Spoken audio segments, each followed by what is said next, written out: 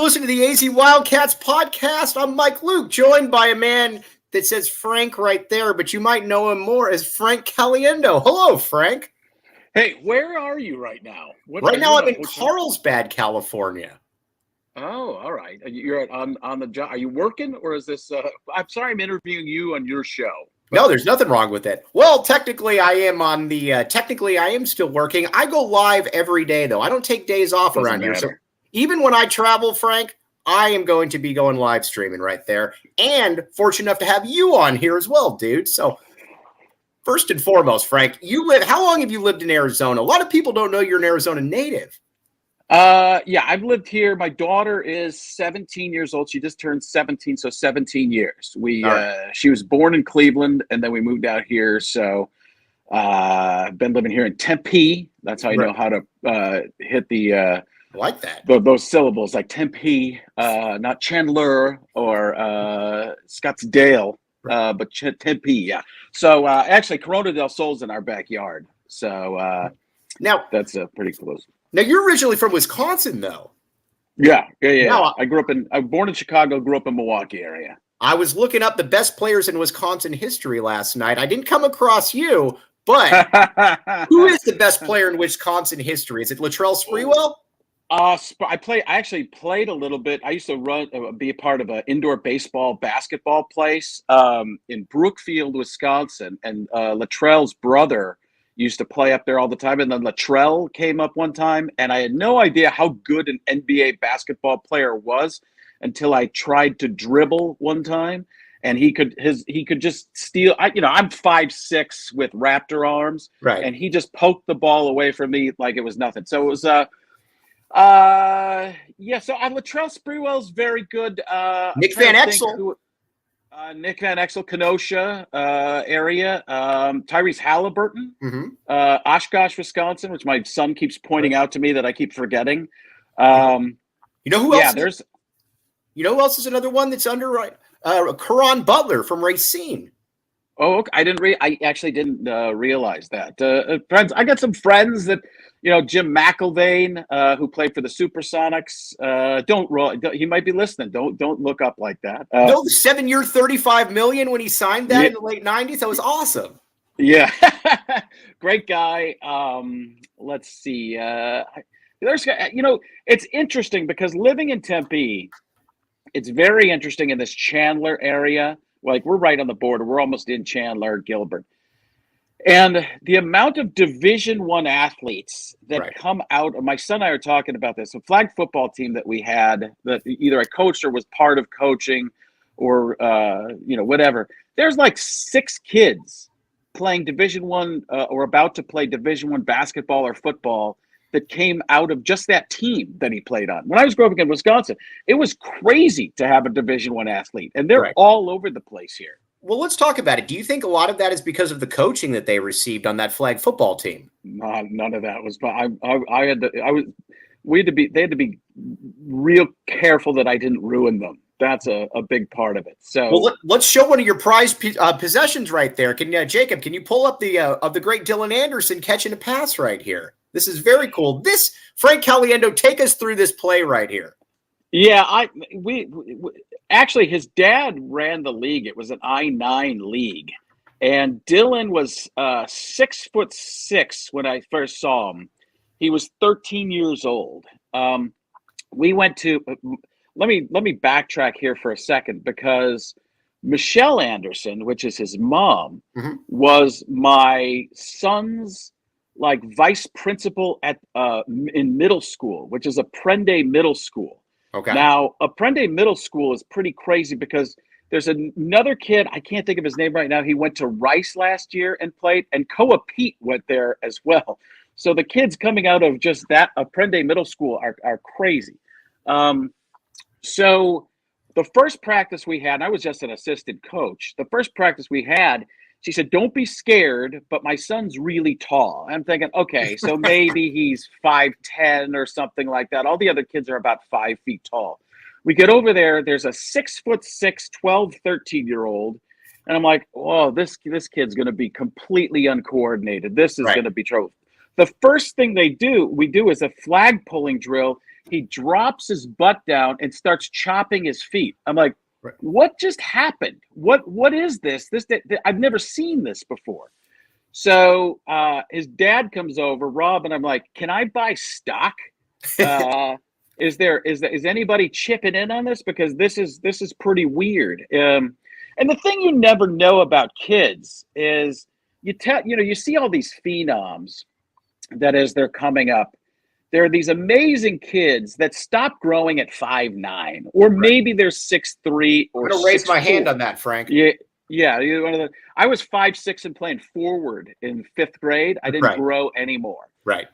So you never know if a kid's going to keep on growing. And I remember bringing like some video of Dylan to Mike and Mike, and I remember Mike Golick saying, yeah, that's great, but you never know if a kid's going to keep growing. I'm like, I guess. But now he's 7 feet tall, and he didn't even play basketball. He was 13 years old. He didn't play basketball yet. I don't know if you know this about Dylan. Mm-hmm. He didn't start playing basketball until 8th grade. He wanted to be a football player. He wanted to be a quarterback. And I said to him and his dad, I go, that's the dumbest thing I've ever heard in my entire life, because you already you're beyond the height of most quarterbacks in the NFL. Anybody 6'6", 6'7", you get to that point, your knees are too high and they're going to get ruined. Correct. So I said, play basketball. And his dad said, yeah, we're going to work on some basketball. And next thing you know, he's got a basketball in his hand and he's not even playing flag football anymore. I was like, don't even risk it.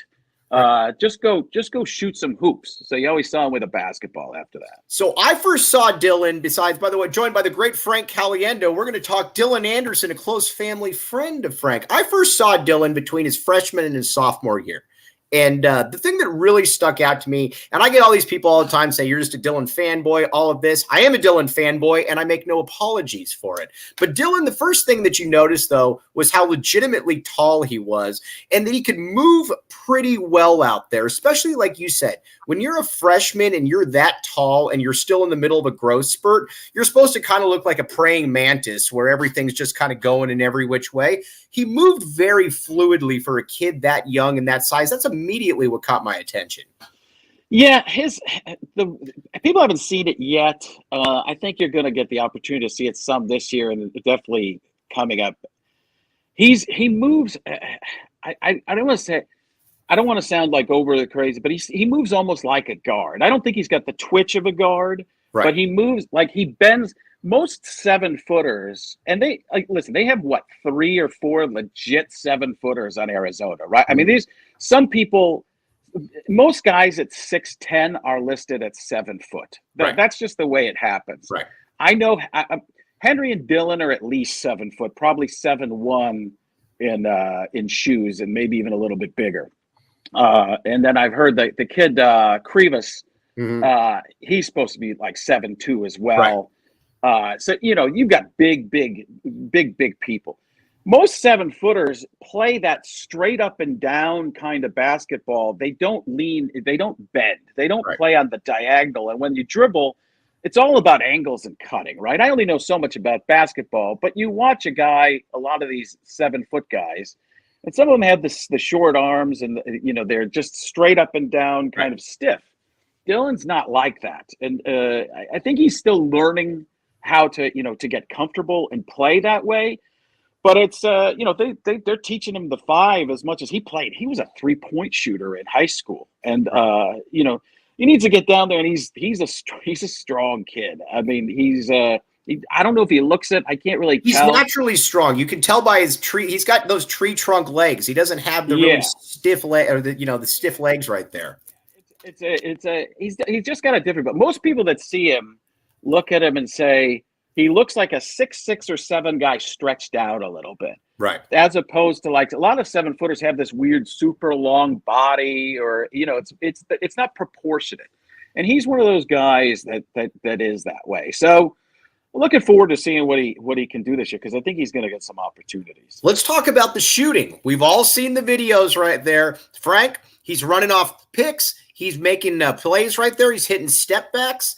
maybe see a little bit of a power forward type play right there out of Dylan? Yeah, I mean, I only know so much about basketball, but I mean, the way Stop saying that. You know a lot about basketball. I can tell by our texts you know a lot about basketball. Well, yeah, I know some stuff, but I see him more with the 4. I think they're working him at the 5, which he needs to learn how to play.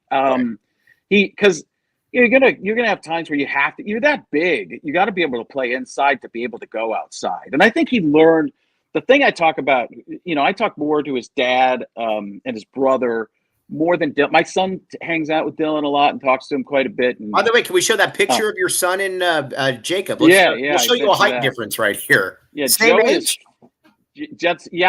Within a year, Joey's 5'5" and Dylan's 6'6", I think, at that point. That's that year they played flag football together, the first year. So it's Joey's got my son has a really bad, they both have summer birthdays. Right. So they're apart by somewhat, but it's, they're playing the same age group essentially. So, but yeah, so where were we talking about? Shooting threes coming off the draw. He can do all. I mean, it's amazing the stuff he can do. I learned a lot last year. I've always watched college basketball and high school basketball from afar, and then now knowing somebody that's coming through it, I've learned a lot about the difference between even high school basketball to club, AAU kind of basketball, right? To even what's the like a prep school basketball? Mm-hmm. Prep school basketball. You watch Compass prep. I mean, the level of basketball they're playing versus just regular high school basketball is insane because it's got the level of the AAU athletes, but then it's all structured. Right. So they're actually it's professional training almost.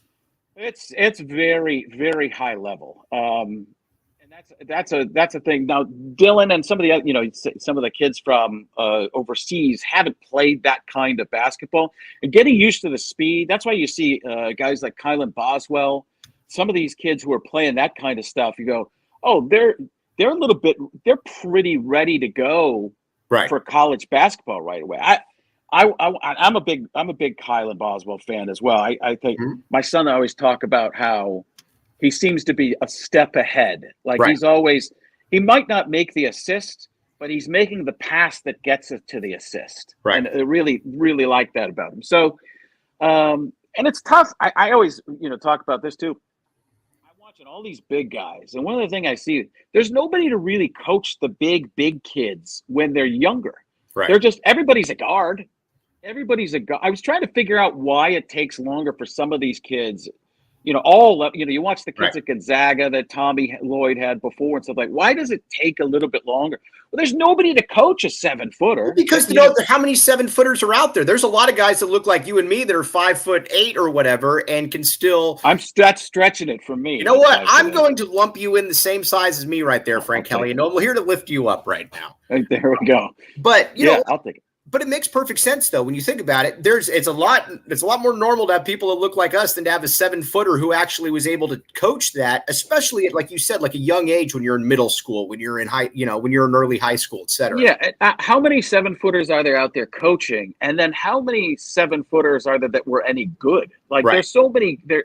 I don't want to say there's so many, but there aren't that many at that height. That made it to the highest level, because they're either still into coaching because they were there, and they're just they're basically at the college level or above. There are not many that are coaching below, so it's hard to learn or it's hard to teach when you got a 6'5" guy trying to teach post moves. They're like, well, everybody moves differently as you get a few inches taller than that. It's just a different game. Let's talk a little bit about the conference, and we're going to get back to Dylan because we got some real stuff we got to talk about. Dylan, by the way, there's no update on the bike. This is correct? No, I haven't. I texted his dad the other day. I don't know. That was a big deal. I got before he put something out on social media. Dylan was Rob's dad texted me, look at this, and something was, I don't remember what the picture was, but it was basically bikes gone. Well, here's the thing. How could somebody steal a bike from a 7-footer? Like, I got to imagine that's like special golf clubs. When you go golf, a 6-footer can't use a 7-footer's golf clubs. Well, yeah. Where were you? I thought you were following Dylan around in the bushes I thought you got to be paying attention to the bike. I should have put a tracking device on it while I was stalking Dylan. That, by the way, was great. I saw Dylan walking down the street on Campbell, and I took a picture, and I said, it's one of the peaks right there. And then Dylan got a hold of it, and Dylan shot a little jab this way. He said, dude, you don't need to hide in the bushes. Just come say hi. We like that, Frank. Yeah, the thing about Dylan is he's a very quiet, one-word answer kind of guy for the most part, and everything's under his breath. Right. So it doesn't always, he'll just like, oh, like when he says something, you got to listen hard. You're like, oh, that was pretty witty there. Right. So, but he's not a projected, that's the way he plays the game too. It's interesting. He's just kind of a go ahead, straight ahead, not looking for the flash. I told him, get in that dunk contest. I'm like, you can dunk pretty well. Go for who cares if you win or not? Just go and try and dunk so people see it. It's like, it's just like, go for it, have some fun. But he's like, I want to play basketball. That's the kind of warrior that he is. So you wanted to talk a little bit about Pac-12. Yeah, but we're going to get back to that though, because you and I are on the same page about Dylan and what Dylan needs to be rocking around in Tucson. Though we're going to talk about that. But first, Frank, have you ever been to a Circle K? Of course, I have. All right, here's the deal. They're a sponsor. I like making sure you're a man of the people, Frank. I wanted to make sure that you've been to a Circle K. Here's the thing. If Mike Luke can go to a Circle K on one end of the spectrum, Frank Caliendo can go. There's all going to be people in the middle. Check it out. Make sure you're not missing out on all the great stuff. Right now, text PHNX to 31310 to join their SMS subscriber club and get a buy one, get one free offer on a 32-ounce Polar Pop. Frank, do you like Polar Pops? Oh, yeah, look at me. I love them. Right. There we go right there. Check it out. CircleK.com/store locator to find a Circle K near you. When I'm out and about, I definitely have my limo driver fuel up at Circle K. I'll tell you that much. You know what? I'm a man of the people, like you said. You are a man of the people, Frank. You are. You're from the Midwest. Do you count Wisconsin as the Midwest? Yeah. That's right in the middle of the Midwest right there. You're a Midwesterner. You brought your act out to Phoenix right here. Like a lot of people moving west, looking for hotter territory. Frank, your reputation precedes it right there. It's very impressive. There you go. All right. Yeah. Let's talk a little bit about the Pac-12. We're going to get back to Dylan, though, because you and I got an idea for Dylan right there. What do you look for in the Pac-12 this year? USC obviously is loaded. Got a ton of talent. I was amazed talking to you how much you knew about all of the players originally. I know that sounds like a backhanded remark, but when you're talking about how Nate Biddle, Nate Biddle's game inside out, I'm like, oh, Frank's got some next level intellect to him. Well, I'll be interested to see USC this year. I don't know. USC, to me, last year looked like they were kind of, I don't know. They looked like they were very loose and didn't seem very structured to me. Right. But they bring in Isaiah Collier. I believe that's his name. He's the really high in the country. Yeah, that kid looks. I mean, Bronny. You got to talk about. They have the 7-footer that was out at the beginning of last year. Vince the Prince. Is it what's his name? Vince Iwuchukwu. Vince the Prince. Yeah, is the guy Bill Walton calls him. How great is that? Enjoying himself. Iwuchukwu, an unbelievable player, ready to go. Yeah, so they've got. It'd be interesting to see. I mean, the ebb and flow of these teams. I mean, I think look at the top, the potential of USC, UCLA, Arizona. Those schools are churning out big time players, whether it's not, I don't know if it's every year, but every couple of years, you got guys that come through. And I think there's a whole, I don't know if we've talked about this, but I've talked about this with some other people, and it seems that I'm on the right track. College basketball is really changing, not just with NIL, but with for the better or for the worse. I think it's different. I don't really know. I think you're going to see college basketball teams getting older. Right. I think you're going to see draft picks getting older. Maybe not the 1 through 5 picks. The freaks of the phenoms. There's most of these guys that make it to the NBA are phenoms, but then there's the phenoms of the phenoms. But you're going to see, because of the transfer, what can happen is everybody's better. Everybody's at the top level is better, because if you're a pretty good player on a mediocre team, you can go and play on one of the best teams because you've just played almost like in a minor league system to get yourself to the top 10 tier. Right. Well, now, are you a freshman coming in? If you're an incoming freshman, you have a tougher time of even playing. I've seen some people talking about this, that if you're outside of the top 10 freshmen this year coming in, it's going to be hard to even play at the highest level of college basketball because all the transfers are coming in and you're looking at playing against 24, 25-year-olds, and college coaches have to win. This isn't a thing where it's tough on the coaches too. I'm all about the players and I like it for the kids. I think it's way better for the kids. I think they got to rein some NIL stuff in. For sure. But it's way better for the kids. And I've talked to some coaches that are like, this is terrible for coaches. I'm like, well, that's why you're getting paid so much. I don't feel bad for coaches on that. Yeah, it's a crappy job. I mean, it becomes an easy job. I don't want to say easy, but it goes from being a pretty hard job to an insanely hard job because now you have to recruit your players throughout the year. 50%, I think it's 40 to 50% of college basketball transferred.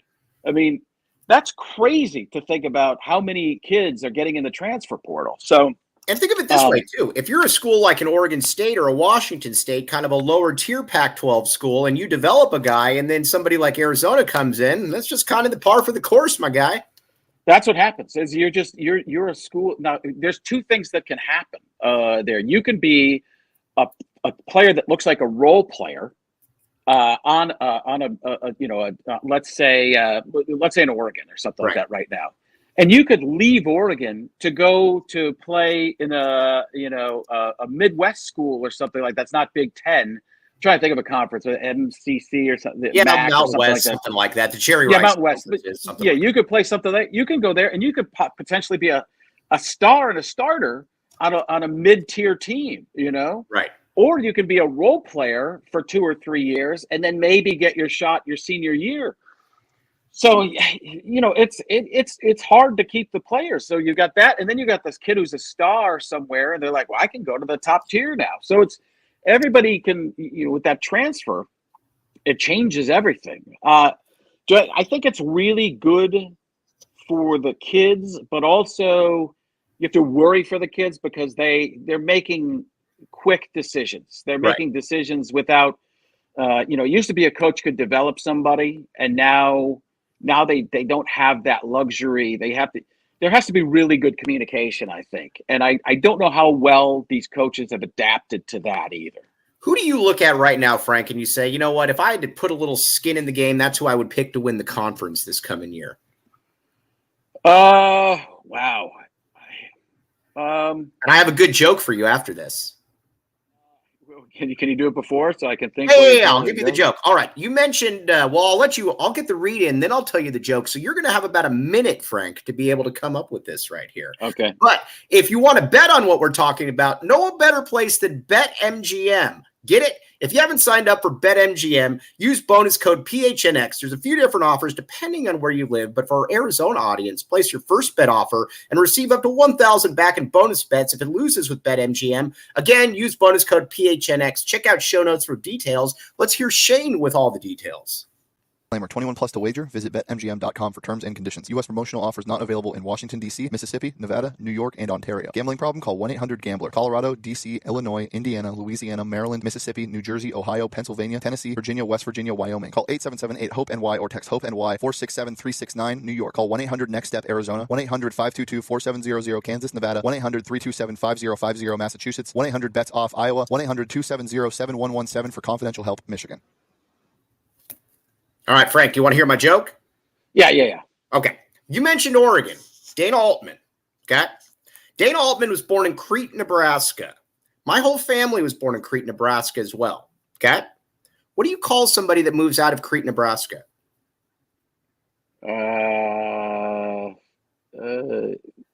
Everyone. An excretion. Get it? Yeah. Excretion. Yeah. Frank, really you don't like that. You don't think that's funny? Yeah, I know, it's great. It's really. Can I use that? Of course, Frank. You can use that on anything. You don't even need to qualify it. I'm going Arizona. So I'm going to go Arizona winning the conference. The only reason I didn't say that to start was I'm not exactly sure what UCLA has coming in. Do you like Mick Cronin? Do I like Mick Cronin? I think when he's your coach, you love him. When you're coaching against him, you don't. It's the Draymond Green type of thing. Yeah. Like if he's I got to believe UCLA fans love him. Right. That he's a tiny little man in a suit, and he's just he's kind of robotic, and he's always looks flustered. He's complaining about things that are even going his way. I see that. I don't know what USC is going to be either. You don't know with the transfer, everything. It's so different. That's the same thing with Arizona, though. I see Caleb Love coming in. I think that's very exciting. I was on the Caleb Love train a couple of years ago. Like, he looked like a star, and I still think he is. I think they just had some issues with gelling at North Carolina last year. But was it 2 years ago that in the NCAA tournament he was ridiculous? 2 huge games. Yep. Yeah, I mean, he just looked unstoppable. So you have that, and just an athlete. He looks like an NBA player. I mean, he looks like he could play at that, to me, at that next level. And I think they're going to be really big. I think they're going to be a lot tougher, Frank. It felt like last year. Yeah. It felt last year that there was, again, like they won a lot of games, but it always felt a little bit kind of like fool's gold in that I never knew who really wanted the ball at the end of a game. And you kind of saw that against Princeton in the last few minutes. It didn't really look like anybody wanted the ball right there. I don't know that that's going to be a problem this year.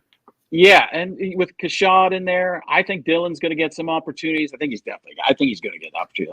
I have to believe, from what I've seen, the change in his foot speed and just his ability. It's amazing when you watch these guys first come in, and this is why I question what's going to happen at USC or UCLA. When players first get there, you watch them and they look like they're looking for the place to go. I watched that with anybody new last year. Even Kylan at the beginning of the year, you see them thinking their way. Where do I pass? Now where do I go? Right. You see that with when Dylan got he didn't get many shots, but you see that with Henry. You see that with the guys that are new. They're like, okay, I'm supposed to set a pick now. Where am I supposed to set the pick? Point Go A to the P, pick. Right. You have to get comfortable, and you can't. The only way to do that's playing, and that's the situation. The hypocrisy, I guess, is the right. I don't know if the hypocrisy or the oxymoronic. I don't know what the word is. That all works.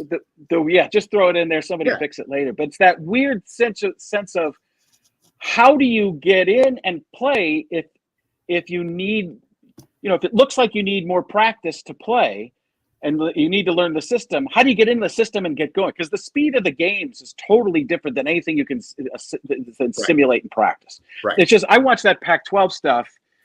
And the difference between that and any high school game I watched, the speed, and we were just at NBA Summer League. My son and I went just to go see the differences. And we ripped my son. You got to have some meals with some pretty cool guys there as well, Frank. Oh, yeah. Well, I've been friends with Daryl Morey for years. I crushed him in ping pong, very high level. He's actually a pretty good player, but I crush him. And then Nick Nurse, we ended up having breakfast with, which was pretty cool. And a couple different NBA scouts and stuff like that. Were you the conduit that brought Azuolas Tubelis and Marcus Bagley to the Philadelphia 76ers? Be honest. Hey, listen, Corona del Sol's in my backyard. I know Marvin the third, Marvin Bagley the third. He played at Corona. I don't remember where Marcus played somewhere else, I guess. Right, but, Marcus in California here. Yeah. So let's just go with I'm the conduit. I'm the one. No, we give you a lot of credit for that. Do you think now, speaking of Dylan Anderson, you and I were looking at this. We don't need – now, again, it's cool to have the bike. But when you look at Dylan, you look at somebody I think that's kind of a rugged individualist, like you said, a man that does lets his work do the talking, with a few quips here and there. We need Dylan in a Jeep or a 4x4. That's what Dylan needs to be rocking around in campus, Frank. Yeah, no clown, not a clown car or something like that, right? No. Like, what isn't there a big? Is there a big dealer out there or something? I'm trying to. Jim Click is the biggest. Jiminy Click it. Is that when you wish? We can't do that. That's see how I cut that off. I know they're trying to sell their TV. Yeah, we got to try and get him. I'm gonna start trying to work NIL deals just for Dylan. Get him a tool belt and he's got that cowboy hat and those cowboy boots. No, I don't like the mustache though. I don't like the mohawk. I've been telling him that, man. No, I told him that, and he doesn't listen to me. I'm like, well, that mustache and mullet thing or whatever he had. I was like, try and look younger. Don't try and look 40. But I'd love to. Maybe I'll start making calls myself. Can I do that? I don't even know. It's probably. I'm sure you can. I mean, yeah, you're a private citizen. I'm gonna stay. Yeah. I'm going to start making phone calls to car dealerships. And he got his bike stolen. And it was do you know how to say the name, the brand of that Pediga? Is that, I'm not sure how to say the brand. Yeah, I can't say it. I was hoping you were going to say it. It was a motorized bike. I'm sure I'll get a text from his dad at some point. Like, how do you not know that? Because I'm an idiot. That's why. Well, Frank, but I said not made any good decisions in life. Yeah, right. I'm in a tube right now. So, yeah, I think that I'm going to start working on that. Jiminy Click. What is it? Jim Click. Jim Click's the most important, probably the most important business guy in all of Tucson. We need to get Dylan an NIL with Jim Click right there, though. We need to let's get that going. Now, this is like promo right now. He's getting like over. What do you have? Like 40 million people that watch your podcast on a bad day. But you know, I mean, I'll retweet all of it. I'll put it all. We're averaging when I put. There's some stuff that Dylan was putting out. He's been working with Josh Lowry, who's worked with a bunch of players around here in Phoenix, and was at St. Mary's helping coach out there. Was an assistant, I believe, back, and he played at Pepperdine. And then August Mendez, who's over at Compass, works with Dylan some too. But Josh, whenever Josh does a workout with him, I put that stuff. I retweet it. We got 60,000, 70,000 views on a video. So. That's got to be pretty good for local Tucson stuff, and a lot of it's in the Phoenix and Arizona area. Well, especially too when you're advertising for the Gatorade Player of the Year, it's not two-time, right? Two-time Gatorade Player of the Year. All these people talk about Cody Williams and all that. Cody Williams, awesome. By the way, you want to hear a bad Shear story right here? Listen to that. Yeah, that's all there are with Shear. Oh, there are many bad Shear stories. Shear and I were watching Cody Williams 2 summers ago. And actually the summer before. And we're watching the same exact player. And I said, I would offer Cody Williams. And then Shear says, I got to offer. I'd have to see more. We talked with Tommy Lloyd like 5 seconds after. And Lloyd said, oh yeah, we're going to offer that kid. That's where you got to trust Shear. You got to trust. He's got something against the Gilbert Perry kids. I'm telling you right there. Yeah. Cody Williams, Dylan Anderson. I think Shear likes the big time, right? He likes him to come from California. Is that what it is? Yeah, probably. The Elijah Arenas types. But you know what? There's a lot of great talent in Gilbert, Arizona, at Gilbert Perry. What do you think? What do you think of Cody Williams and Koa Pete? By the way, you've seen him enough. I'll tell you what. When I watch those guys, and you were on Jalen Williams before anybody. Take credit for it. I liked him. I just thought they'd say he was too small. I watched Jalen when he was first. Jalen's changed a lot. He became even more athletic. He was really good and could hang when he was younger. I like to see.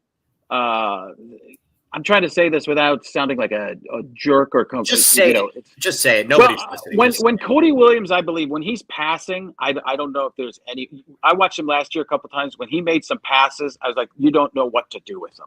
Right. If he gets, and this happens with a lot of the players, is they get focused on the rim. And they're used to playing AAU, and they go to the rim. If you know what guys are doing, they're a little bit, I won't say easier to defend because he's not easy to defend. Right. But when they're passing the ball and they're working as a team, I mean, that Perry team a couple years ago, and last year they were fantastic too. I mean, Koa's great as well. I mean, I just watched, my son just sent me some video of Koa.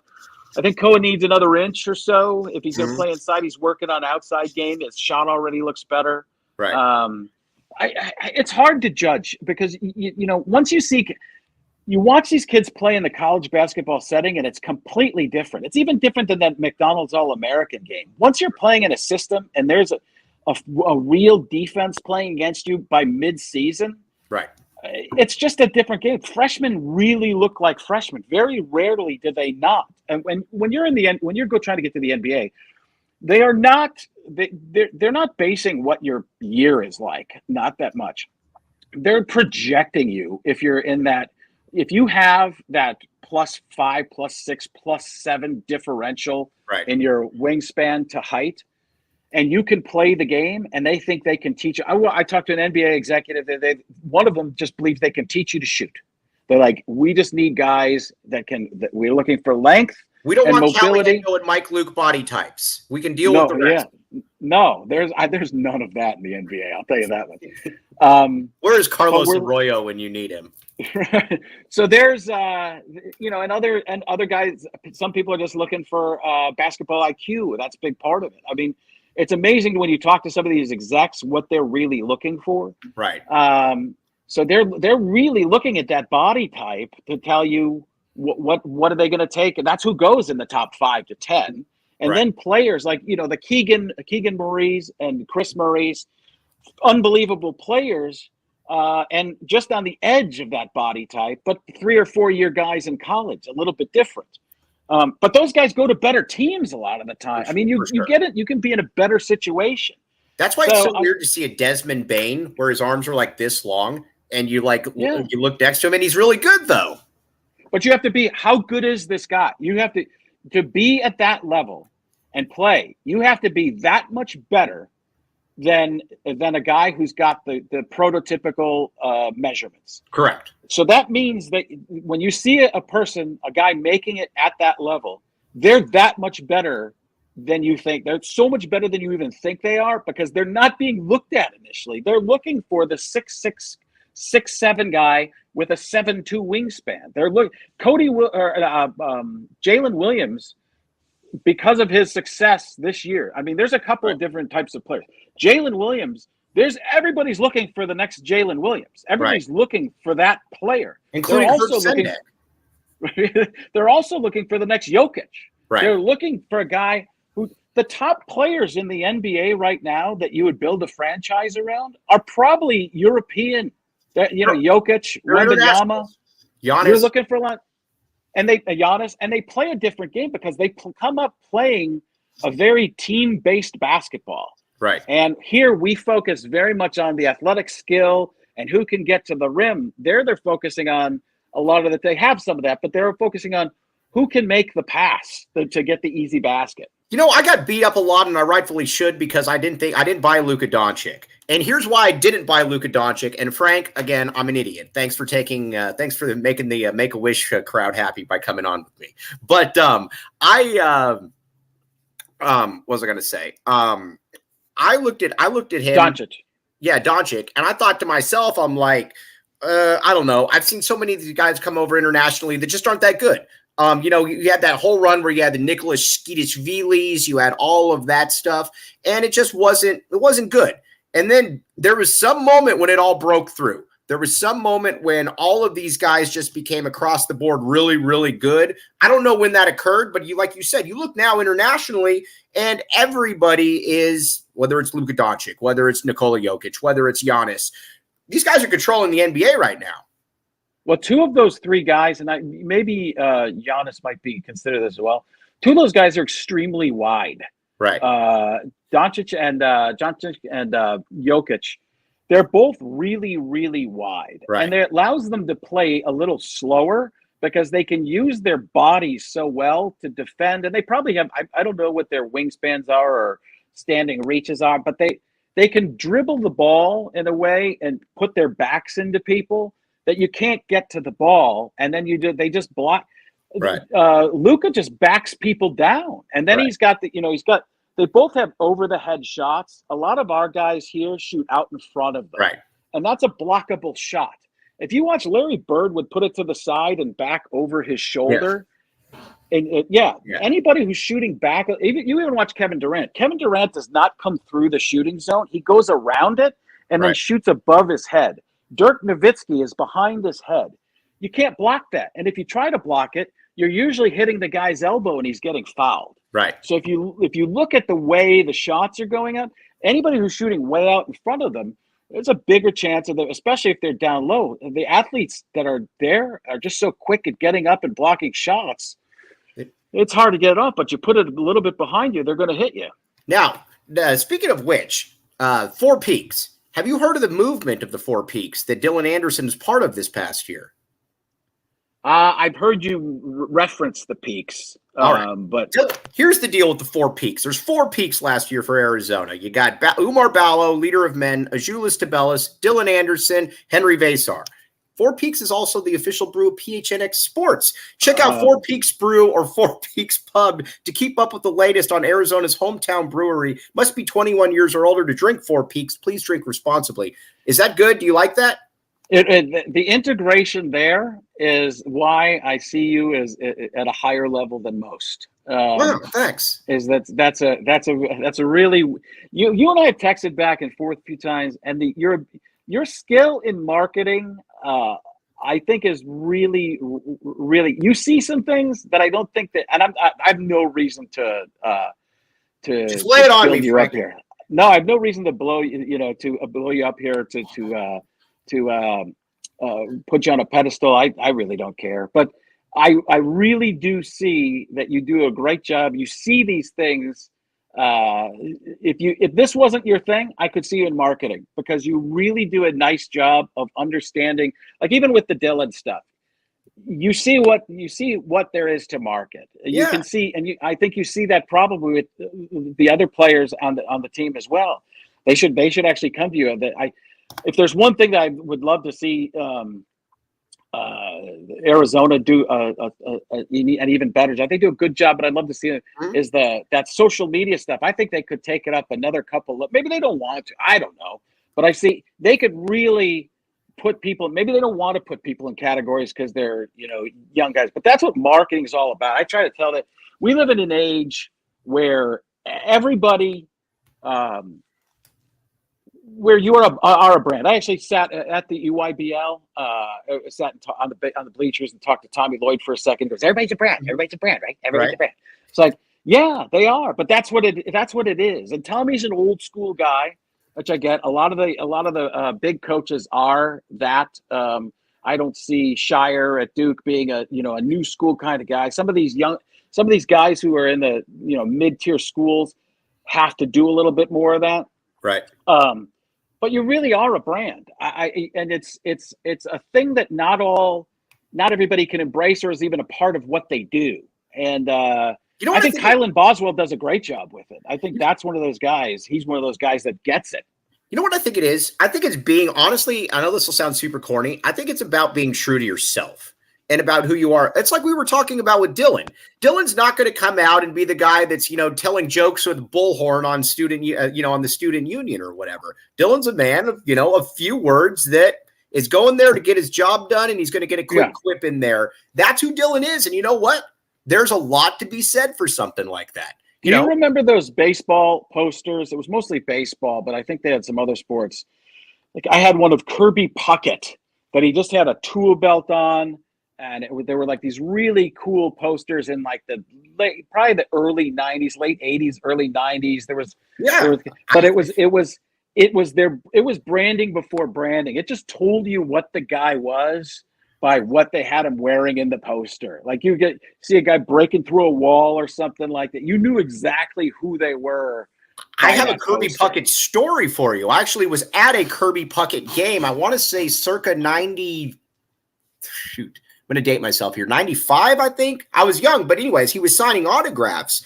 And a kid went up to him. It's funny you mentioned Kirby Puckett. So a kid went up to him and he said, "You don't look like the other players." And I'm seriously like sitting there. I'm like, "Oh, man, I just want your autograph." I didn't say any of that. And then he said, "If I looked like the other players, I wouldn't be playing with them." It was just the most cool, like being comfortable in your skin thing ever that I saw from a guy at that point. Because, like Kirby was an icon. He was a massive deal. Listen, Triton Junior College. That's where he went to school. And my dad, I even know because my dad went there for a semester. Interesting. So, right there and right outside of Chicago. So. Interesting. Yeah, me being 5'6" and playing outfield as a kid, Kirby Puckett was one of those guys that I looked up to because I was like, whoa, I didn't realize I was so far off of how great he was. But you look and go, hey, maybe I could be that kind of a player.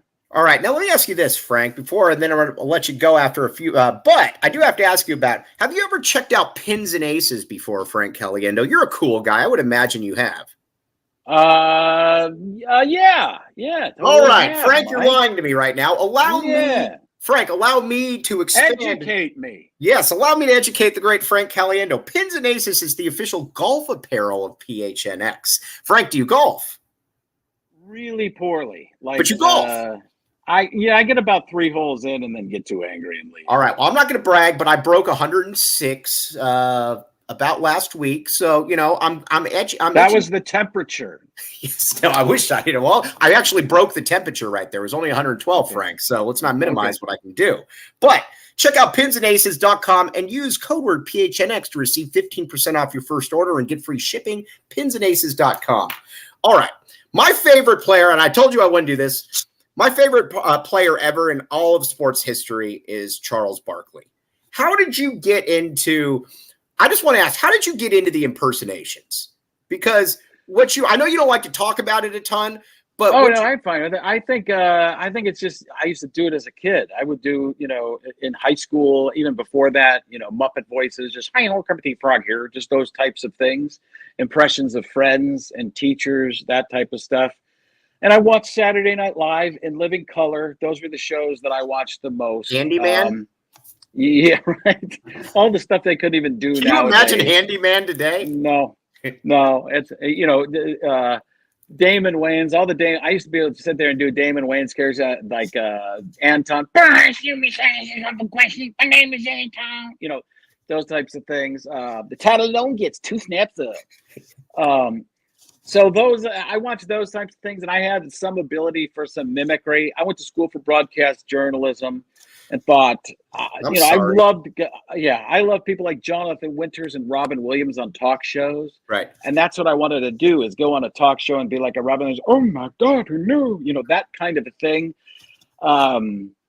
So I never really wanted to be the interviewer. I just liked television. So I started, getting it. I found I didn't really have a career path that I knew I was going to try and follow. So I just went to something I liked, which was TV in general. And I thought, once I graduated, I was like, well, I don't know what I'm going to do. So I started doing some comedy, and it just worked out. I just kind of got lucky. Right. Because I would never have been able to survive in any kind of real job. Frank, stop minimizing yourself. First, you don't know basketball. No. Now you can't work a 9 to 5. Frank Caliendo is downplaying himself right now. No, I'm just a realist. There are certain things I look at and say, how I don't think I could have, especially after you get a taste of it, after you get a taste of being in the comedy world and kind of setting your own hours for the most part. And there is a grind to it. You have to do a lot of promotion, self-promotion, right, which I did a lot of when I was first starting out. I was one of the people that, to sell tickets, I would go on the radio and talk like Morgan Freeman. Yes, truth of the matter is, it's time to see Frank Caliendo.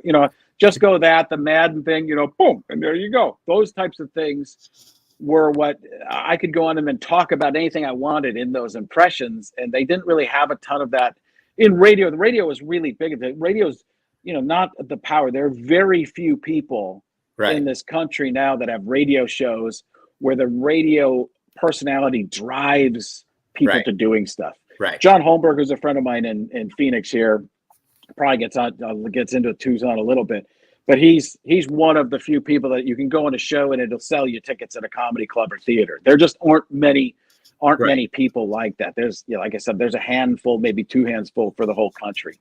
How do you do it though? Do you find like a couple, like aspects that somebody has, like their different twitches or their different,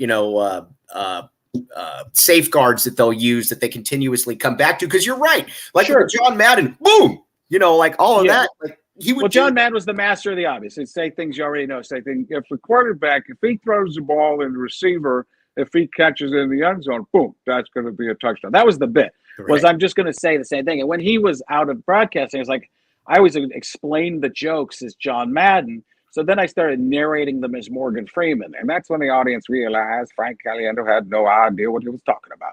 So let's take, I don't do a Tommy Lloyd. It's hard because these things take a long time to work on. But if I was going to do a Tommy Lloyd, what I would focus on there is he's got that quick little way of talking. He doesn't, it's kind of it's just a quick jet, not even opening the mouth all the way, being cautious about what he's saying, and everybody's got to work on. We got a long way we got a lot to work on. I'm talking about, you got some great guys coming in. They got a lot of work to do. I'm like, that's all you ever say. That's all you ever say is these guys got a lot of work. Yeah, they do. But how about something else there? So yeah, you find out what is their go-to, what's their point of view, what's their way of thinking. So with I'm going to use simple ones, but like that everybody. So with an old school one, these are the easiest ones. Like a Bush is just trying to figure out, what you're going to say. With Donald Trump, it's just I'm going to say whatever comes to my mind. That's quite frankly what's happening. Biden is, folks, what are we doing with the guys? Come on, what are you doing? Sleepy Joe. I like how every president has to look like they're looking into the sun. You immediately started squinting like that.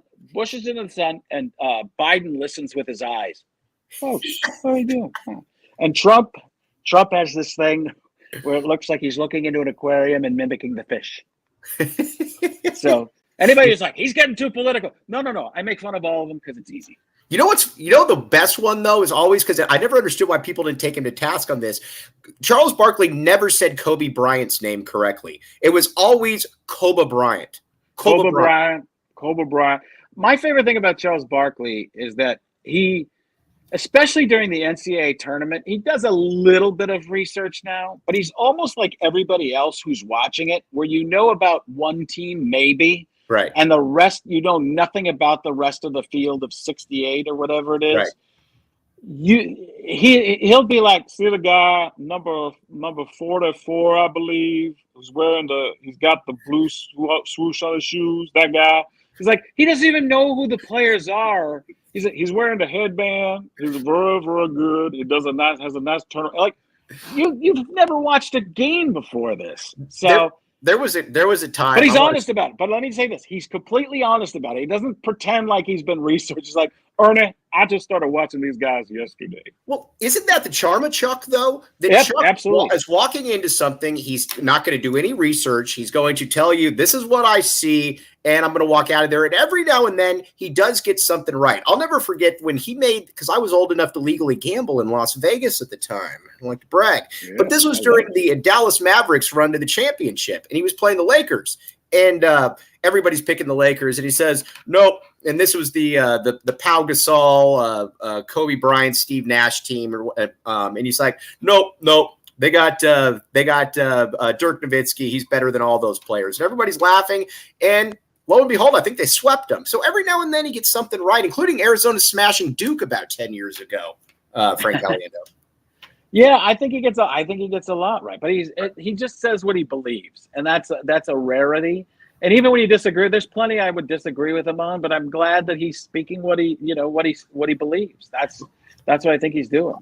He is the great Frank Caliendo. I took him way longer than I promised I would, Frank, but we're going to end on this note. We got to get Dylan something going right here. Again, yeah. So Dylan's got to be riding around town in a cool vehicle. Again, we don't want him in a Miata. We don't need him in anything like that. We need Dylan in something that reeks outdoor exploratory ventures.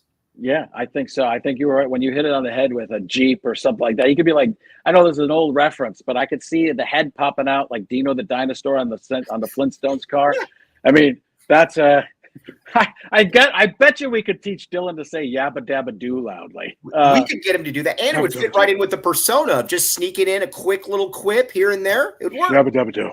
Yeah, he's here's another thing I'll tell you. He's a really good athlete. My son goes golfing with him some. He hits the golf ball. He could have been a pitcher too. I bet you he could throw a ball 90 plus miles an hour. Randy Johnson type. There's a lot of things. If you watch it, he swings a golf club for a 6'6" guy, and it looks tiny. I mean, it's just really funny. I got to get him some golf clubs. That's going to be my job now, is just to be DNIL, Dylan, name it like this. I know, I like that. By the way, can you get him, well, first of all, on the course, Dylan Anderson on the course, that's something that we need to, if he can really play, that's something that we need to be promoting there, Frank, because most college kids can't play golf. Yeah, he played with my son just the other day, and I've only seen swings, and stuff like that, and he hits the ball a ton. But it is funny with these tiny little golf clubs and they're normal sized golf clubs. They just look like they're for a Ken doll. Well, that's still why I don't understand how nobody found the bike. Yeah, right. Well, it's just the seat that's higher, I think. That's the one thing. If you got a guy walking around like this because he just stole Dylan Anderson's bike. Well, that's why I kept getting people accusing me of stealing the bike. First of all, I don't want to run Dylan Anderson off. I want Dylan Anderson to be comfortable. Second of all, I wouldn't even know what to do with the bike. I would look like a little. I would look like a little squirrel on Dylan Anderson. Sheer would have to get on one pedal each. Yeah, and then do like this kind of thing where you're. Or I need like a booster seat. A booster seat on a bike. There you go. Frank, really appreciate your time, my guy. This was a blast. Really appreciate it, buddy. Great job, Mike Luke. Incredible job by Caliendo. Whack me, I am out. For Frank, Jim Rome, Caliendo, I'm Mike Luke. You've been listening to the AZ Wildcats podcast.